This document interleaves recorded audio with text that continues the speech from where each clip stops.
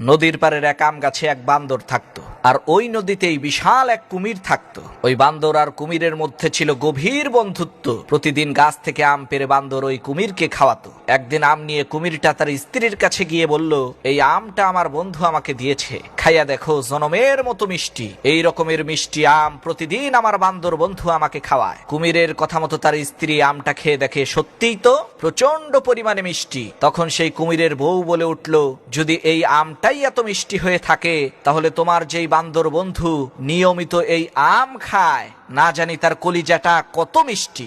আমি কিছুই বুঝি না, যে কোনো মূল্যেই হোক আমাকে ওই বান্দরের কলিজাটা তুমি এনে দিবা। বউয়ের এই কথা শুনে পরের দিন কুমিরটা বান্দরের কাছে যেয়ে বলল, ভাই বান্দর, তোমার ভাবি তোমাকে দাওয়াত দিয়েছে। গতকালকে তোমার আর আমার গভীর বন্ধুত্বের আলোচনা শুনে সে বলেছে, বান্দর তোমার এত ভালো একজন বন্ধু, তাহলে একদিন তাকে আমাদের বাড়িতে নিয়ে এসো। কুমিরের এই কথা শুনে বান্দর কোনো কিছু না ভেবে এক লাফে কুমিরের পিঠে এসে বসলো আর বলল, চলো আজকে ভাবির হাতের রান্না খাবো। চলতে চলতে নদীর মাঝখানে যাওয়ার পর কুমির বলে উঠল, ভাই বান্দর, আসল কথা হলো তোমার ভাবি তোমার কলিজাটা খেতে চায়, এ কারণেই আমি তোমাকে নিয়ে যাচ্ছি। কুমিরের এই কথা শুনে বান্দর ভয় পেয়ে গেল, কিন্তু সে হাই হুতাশ না করে হেসে দিয়ে বলল, আরে ভাই, এই সামান্য একটা বিষয় তুমি আমাকে আগে বলবা না?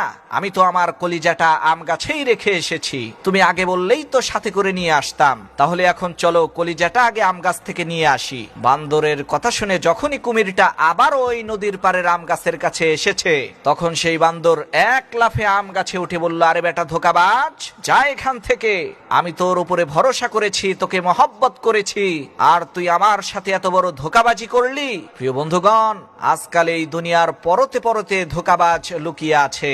আপনি সবাইকে যখন বিশ্বাস করবেন, সবাইকে যখন ভালোবাসবেন, তখন অবশ্যই কিন্তু আপনি ধোঁকাবাজের খপ্পরে পড়বেন।